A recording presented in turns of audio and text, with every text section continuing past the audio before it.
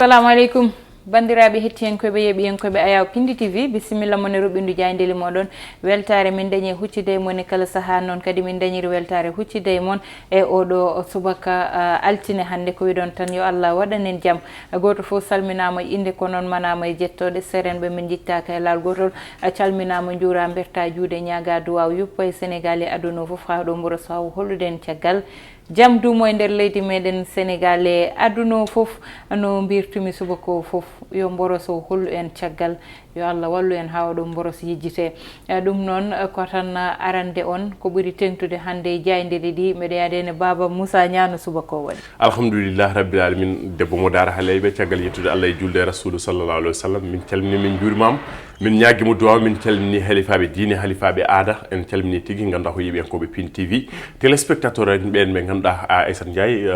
aadiyankoɓe ɓe ganduɗa pirtani aada hay saaha goto en calminiɓe ɗo ɓe mbawi wonde e nder dunde Baba Adama noon tigui Baba Moussa ko ɓuri tengtude ko noon tigui ene wayno yogue jande leydi Sénégal garte ɗiɗon budget ji kono kadi oɗon financement leydi Sénégal yawde tan on gorko mo Boké Dialloɓe kono kadi maire sortamo Boké Dialloɓe woni Abdoulaye Daouda Diallo jayde gendire udditi damal oɗo subaka altine en natalla lamtoro pour gueɗe Macky Coumba Thimbo walla ɓe mbiyamo Macky Amadou Boudy son excellence le président de la république ene wayno noon ɓe garti alhaali tokkirgol on prix galien ɓe mbi ko souveraineté sanitaire de l'Afrique ene wayno noon ɓe ganduɗa tigui oɗon lendi ardima tigui nguɗon batu kono kay waɗi ɗum présidé no hannit ni chercheur aji Sénégal ɓen ɓe ganduɗa ko haqqillaji mum peɗɗiti oɗon banggue ganduɗa ko cellal leydi ndi kono kay ganduɗa ko dariɓe lang alhaali oɗon prix noon ene wayno jeeya hen on ɓiɗo leydi Sénégal Secti Jeanne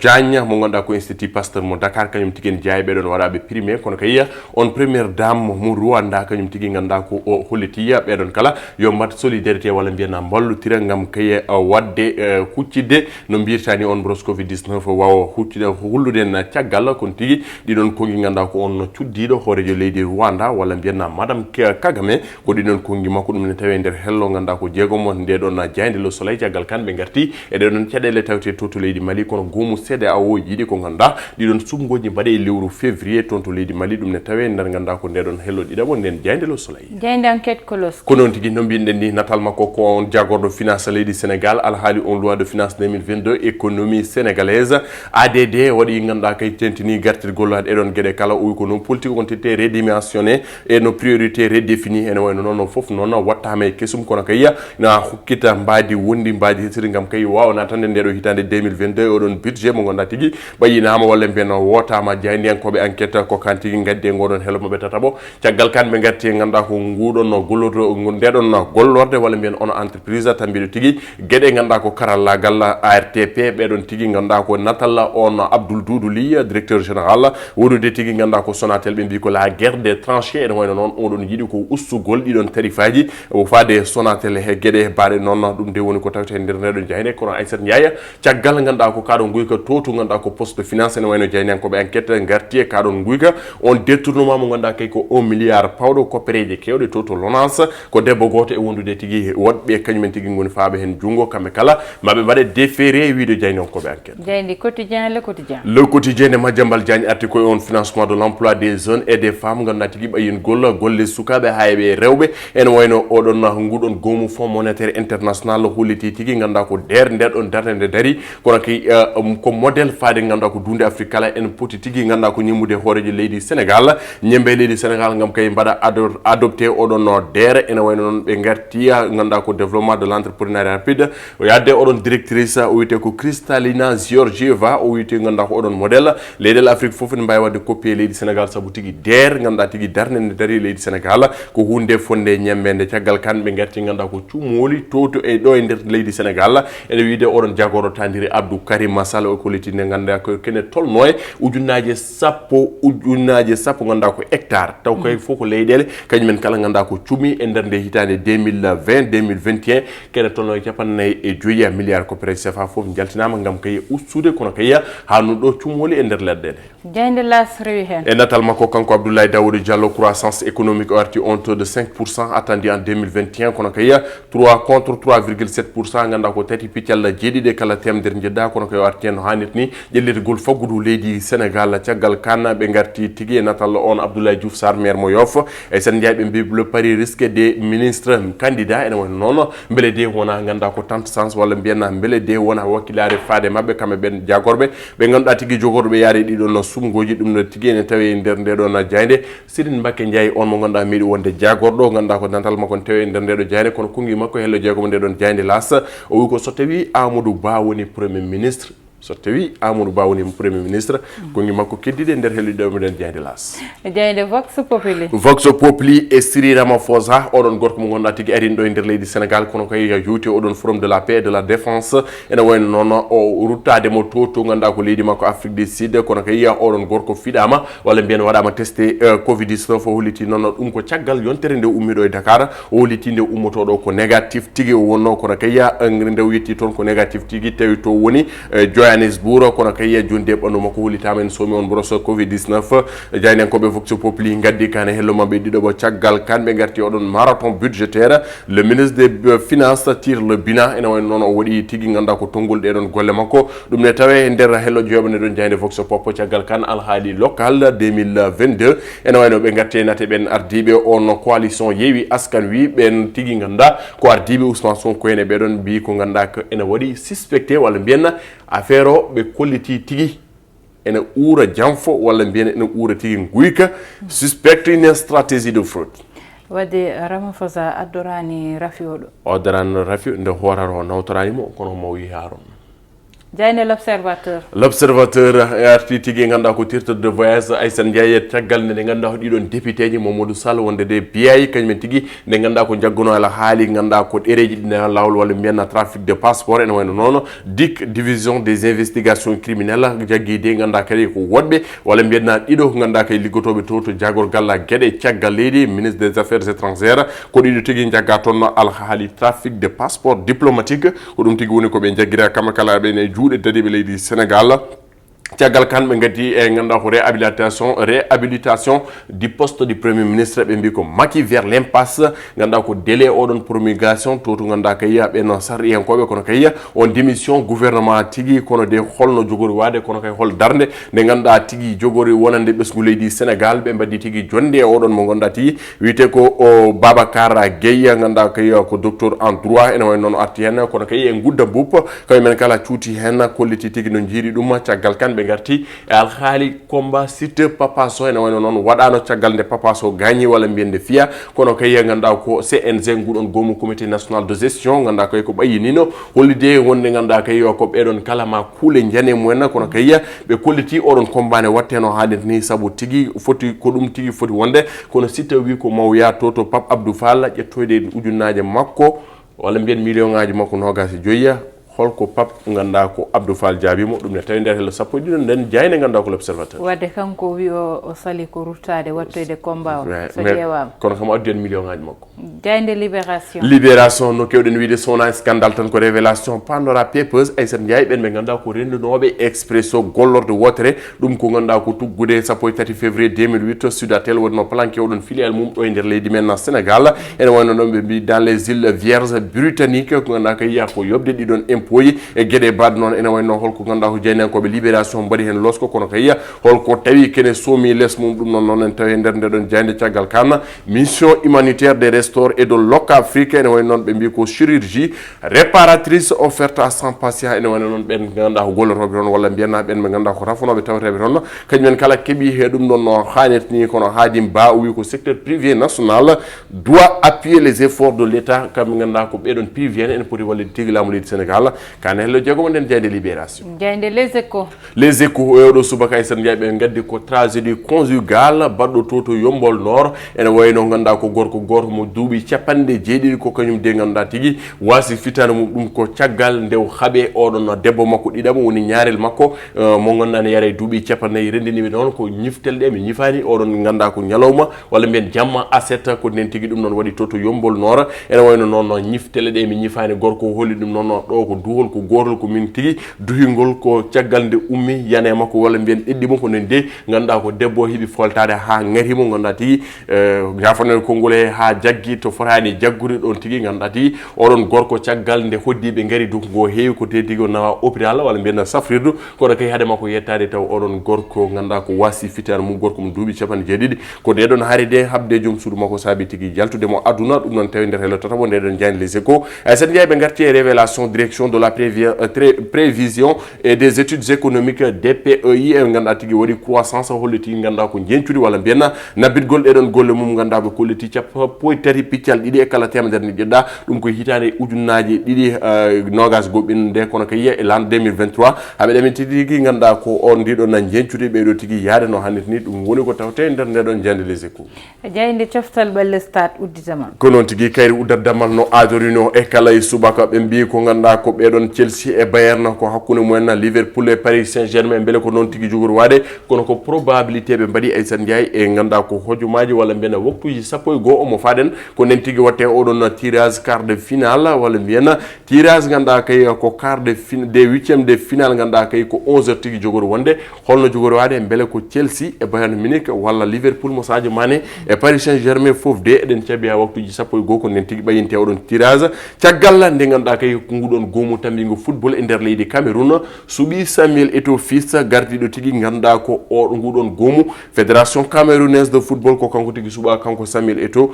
jaynen koɓe stade mbi ko beele El Hadji Diouf ene wawi wonde ganduɗa ko président fédération sénégalaise de football lomto maître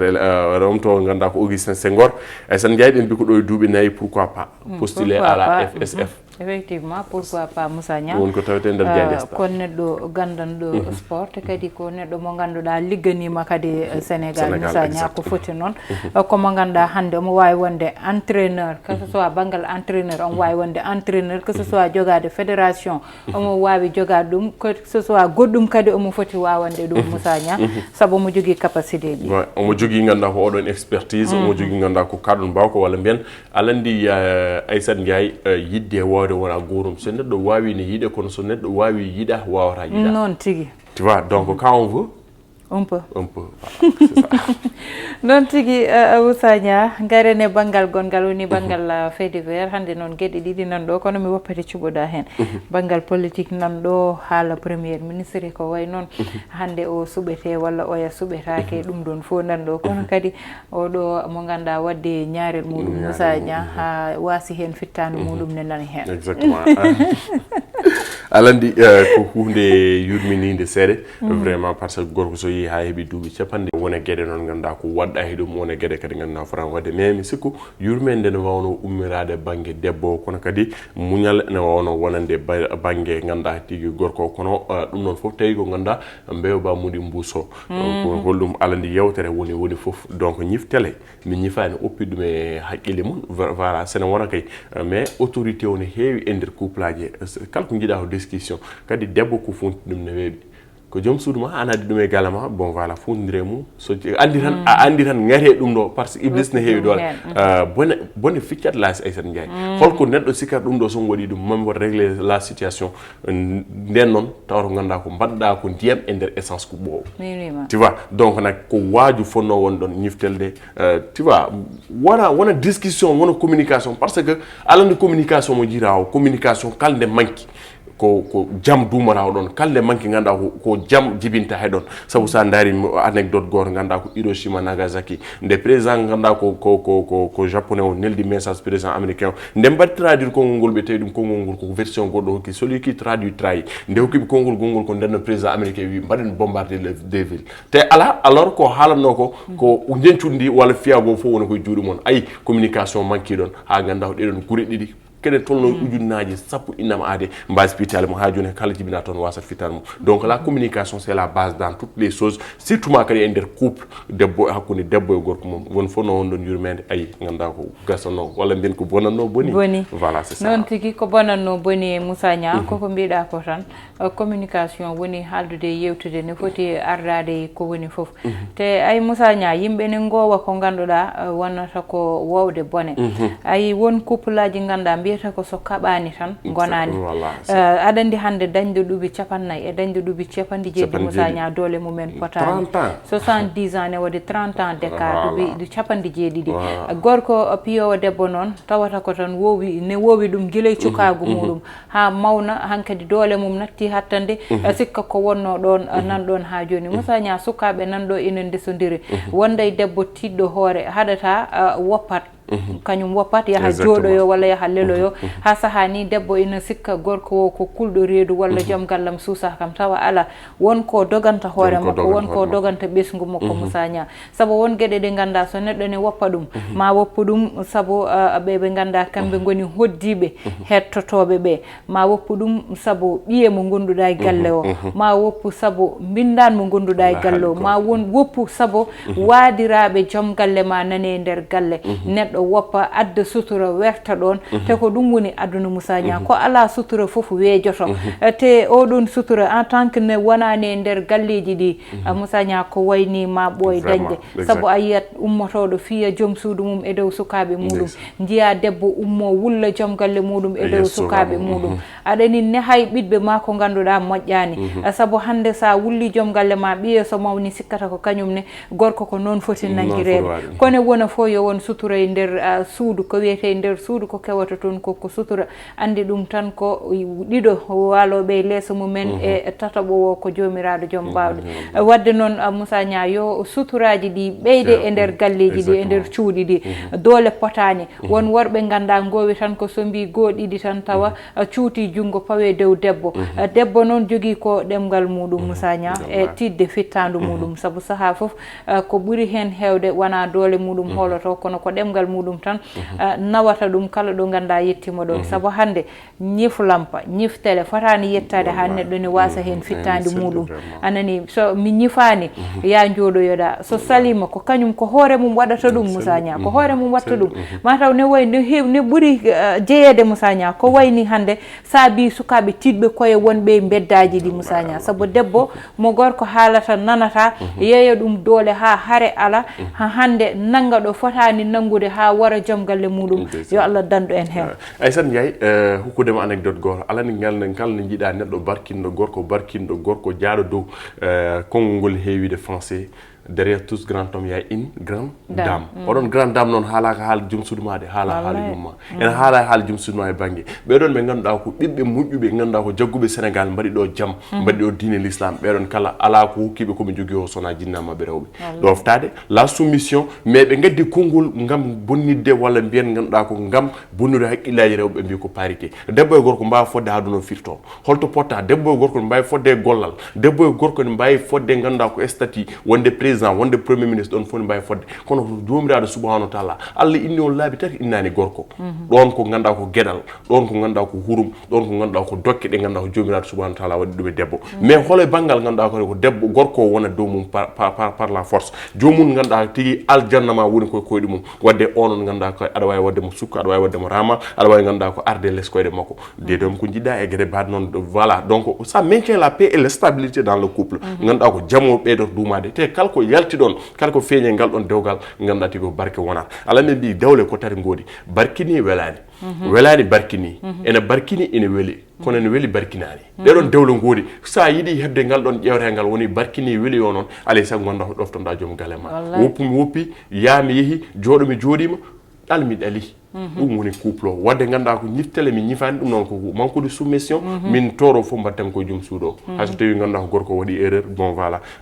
heewit ko toñaɗo yofti ɓurti bonande toñaɗo Aissata Ndiaye londe so oppana ha yaroɓe oppone ɓen ƴogoɓe noon tigui Moussa Nia kono noon tigui tornane debbo o tigui tornane rewɓe kono noon ɓuuri hewde muñal ko gorko yo worɓe ɓe ɓuuri yañude ɓerde ɗe ɓuura andude debbo kam so ɓerde mum wuuli tan ko ɗemgal muɗum hankkadi suddoto yo heɓde ɗum ɗon ngal ɗon banggal woppite hakkille muñal ngal ne ɓuura ɓeydade banggue worɓe ɓe saabu so ɗiɗo mbaddi hande Moussa Nia ko wiyete ko jaawe ɗiɗi dillata so yimɓe ɗiɗo mbaddi so goto deƴƴi yeehi jooɗima te ko ɓuri heewde noon Moussa Niang dukole galle ko worɓe ɓe heewi deƴƴude goppa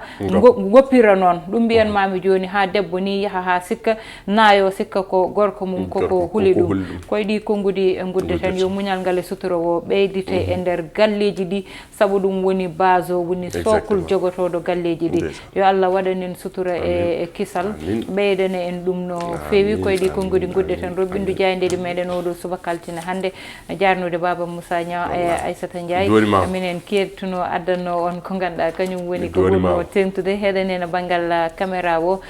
ko Ibrahima Thiombane wondude e Mansour Sow alias Thiat